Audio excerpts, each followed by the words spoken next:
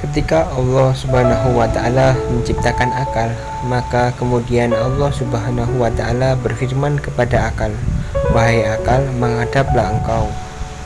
Maka akal pun menghadap kepada Allah. Kemudian Allah berfirman kepadanya, "Wahai akal, berbaliklah engkau." Lalu akal pun berbalik. Kemudian Allah berfirman lagi kepadanya, "Wahai akal, siapakah aku?" Lalu akal pun menjawab, "Engkau adalah Tuhan yang menciptakan aku, dan aku adalah hamba-Mu yang lemah." Lalu Allah berfirman lagi kepadanya, "Wahai akal, tidak aku ciptakan makhluk yang lebih mulia dari engkau." Setelah itu Allah menciptakan nafsu.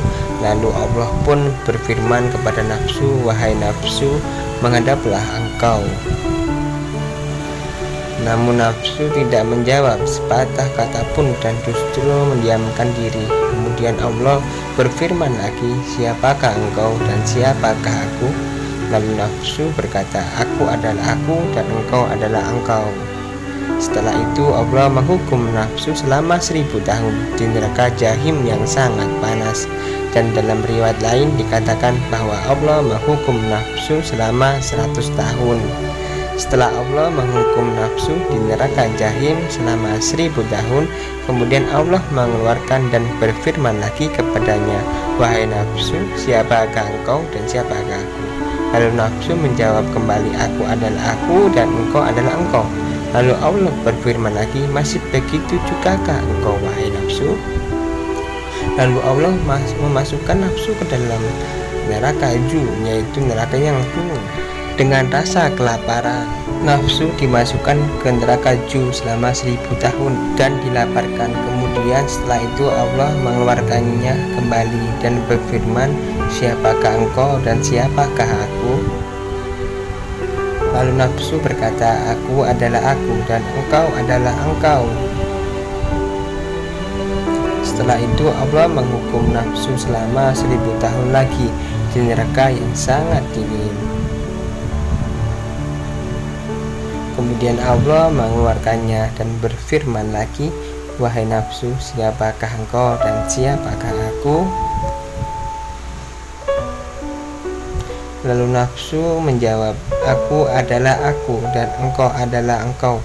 Lalu Allah berfirman, "Masih begitukah jugakah engkau, wahai nafsu?" Lalu Allah memasukkan lagi nafsu ke dalam neraka selama 1000 tahun dan dilaparkan. Setelah itu Allah mengeluarkannya kembali dan berfirman kepada nafsu, "Wahai nafsu, siapakah engkau dan siapakah aku?"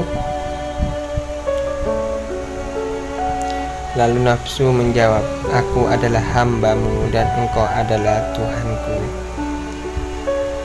Lalu Allah berfirman, "Wahai nafsu, sekarang engkau masuklah bersama tubuh anak Adam."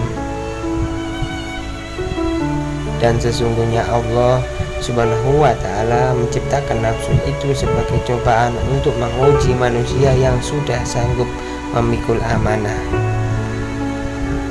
dan juga sebagai sebuah penyaring bagi perbuatan anak cucu Adam. Tiap-tiap perbuatan anak cucu Adam yang dilandasi sifat mazmumah atau sifat buruk seperti riya, sombong, dan sebagainya akan tinggal dalam saringan nafsu sebagai ampas, dan segala perbuatan anak cucu Adam yang ikhlas karena Allah akan melewati saringan hawa nafsu dan sampai kepada Allah Subhanahu wa Ta'ala.